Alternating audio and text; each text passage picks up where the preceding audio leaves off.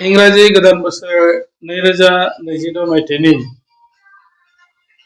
मुङै आं बे समाव जोंनि बड'लेण्ड हालामजों लोगोसे बुहुमनि साफ्रोमबो सुबुं माहारिनिसिम आंनि खुलुमनाय अनसायनाय गाहाम हामलायथिखौ बावहरनायजों लोगोसे आं बयनिसिमबो खुलुमनायखौ जासिहरदों। खुलुमबाय।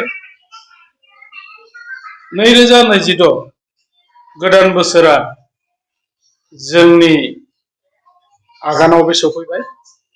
जोङो बे गोदान बोसोराव आगान होबाय। आं मिजिंथिदों बे गोदान बोसोराव जोङो सुबुं माहारिया थांनाय बोसोरनिफ्राय आरोबाव साबसिन जाहाथे गोबां मोजां खामानि मावनायजों लोगोसे ओनसोलाव गाहाम थासारि जाहाथे जों लाबोनो हायो। एना एनि जे भाब बेखौ जोङो जालदाब गारनानै जोङो खौसे जाहाथे गसंथानानै जोंनि बे ओनसोलखौ जाहाथे जौगाहोनो हायो। बिनि थाखाय आङो इसोरनाव आरज गाबदों। लोगोसेयैनो जाखांफुनाय जाय लाइमोनफोर बे लाइमोनफ्रा जाहाथे गाव गावनि जिउखौ ओरैनो आलाम्बायै दैदेना जासे थार मोनसे बिथिङाव जाहाथे गाव गावनि जिउखौ दैदेनो आरो गावखौ मोनफ्रोमबो बिथिङाव साखाफारा जानानै गावनि आथिङाव गाव गसंथानो हानाय बायदियै जाहाथे बयबो लाइमोनफ्रा गोसो होयो।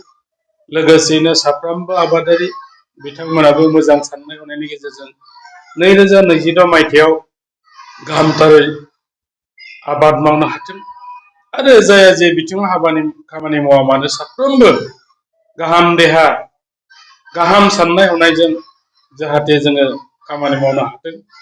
लोगोसेयै स्पेसियेलि बे बिटिआर हालामाव जोङो साफ्रोमबो पजिटिभ थिंकिंखौ लानानै मोनफ्रोमबो जाथि गुस्थि धोरोमारिफ्रा जाहाथे खौसेयैनो जौगानायनि खामानि मावनायाव बयबो बाहागो लानानै जाहाथे गाहामथारै खामानि मावलांनो हायो बेखौ आं बयनिसिमबो खावलायदों। आरो जोंनि जे गाज्रि आखल आखु बेखौ जालदाब गारनानै गोदान बोसोराव गोदान मोनसे सानथौ आरो सानस्रिनि गेजेरजों बयबो जाहाथे दावगालांनो हायो बेखौनो आङो बयनिसिमबो मिजिंथिनानै गाहाम बोसोरा बयनिबो थाखाय गाहाम जाथों बेखौनो मिजिंथिहरबावनानै आङो आंनि सुंद'थारै जे गाहाम बोसोरनि गाहाम हामलायथि बेखौ आं बावहरनाय जाबाय आरो बयनिसिमबो गोजोन्थों खुलुमबाय।